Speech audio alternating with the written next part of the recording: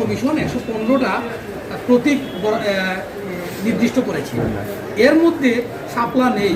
শাপলা যদি না থাকে, হ্যাঁ, শাপলা যদি না দেয়, সেই ক্ষেত্রে আপনারা কি নির্বাচনে অংশগ্রহণ করবেন কিনা বা ভিন্ন প্রতীক কি করবেন কিনা?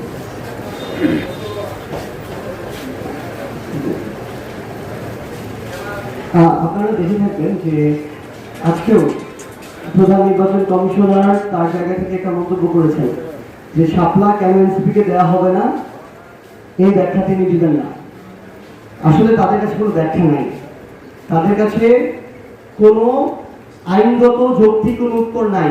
আমরা মনে করি তারা কোনো ব্যক্তি, গোষ্ঠী, দল, এজেন্সি, প্রতিষ্ঠানের প্রভাবে প্রভাবিত হয়ে কিংবা ভয়ে ভীত হয়ে এনসিপিকে শাপলা দিচ্ছেন না। আমরা সকল আইনগত প্রক্রিয়া চেক করেছি, সেটা চেক করেই আমরা শাপলা মার্কা চেয়েছি। আমরা আমাদের জায়গা থেকে মনে করি যে একটা অভ্যুত্থানের পরে এরকম একটা স্বাধীন প্রতিষ্ঠান তাদের জায়গা থেকে কারো সাথে কোনো অন্যায় করবেন না এবং আইনের বাইরে যাবেন না। তারা যদি এটা করেন তাহলে তাদের অধীনে যারা একটা স্বচ্ছ নির্বাচন প্রত্যাশা করে তারা একটা স্বচ্ছ নির্বাচনের আস্থা পাবে না এবং তারা তাদের সেই গ্রহণযোগ্যতা এখনই হারাবে। তাই আমরা প্রত্যাশা করি যে শাপলা নেই, শাপলা অন্তর্ভুক্ত করুন, এটা করতে কোনো সমস্যা নেই। তাদের জায়গা থেকে তারা এটা চাইলেই করতে পারে এবং আমরা যখন এই আবেদনটা দিয়েছিলাম তখন করলেই তো হয়ে যেত, তখন করেনি কেন? এই করার দায়িত্বটা আমাদের না, এই করার দায়িত্ব নির্বাচন কমিশনের। আমরা স্পষ্ট করে আমাদের জায়গা থেকে বলেছি, শেষবারের মতো বলছি, শাপলা কোনো জাতীয় প্রতীক না, জাতীয় প্রতীকের একটা পার্ট। জাতীয় প্রতীকের পার্ট ধানের শীষ বা ধানের ছোড়া, তারা, এগুলো অন্যান্য রাজনৈতিক দলের মার্কা আছে। শাপলা একটা জাতীয় ফুল, কিন্তু জাতীয় ফল কাঠামো একটা রাজনৈতিক দলের মার্কা আছে। আমরা সকল আইনগত প্রক্রিয়া চেক করে এটা চেয়েছি।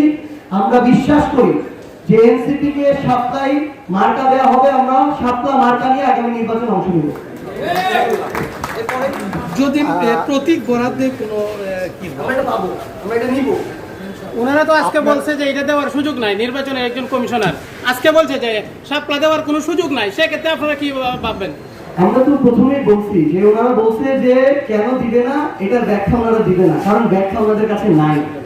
আমরা মনে করি যেটা আমরা আইনগতভাবে যৌক্তিকভাবে পাই, সেটা যদি আমাদের দেয়া না হয়, যে কোনো অন্যায়ের বিরুদ্ধে রাজপথী সমাধান, আমরা রাজপথের সমাধান খুঁজে নেব।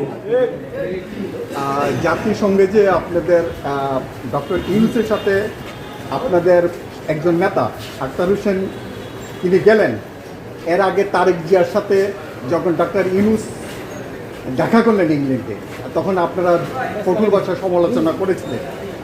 এখন যে জাতিসংঘ গেছেন আপনাদের নেতা, সে বিষয়ে আপনার মন্তব্য? শুধু কি আমাদের নেতা গিয়েছে?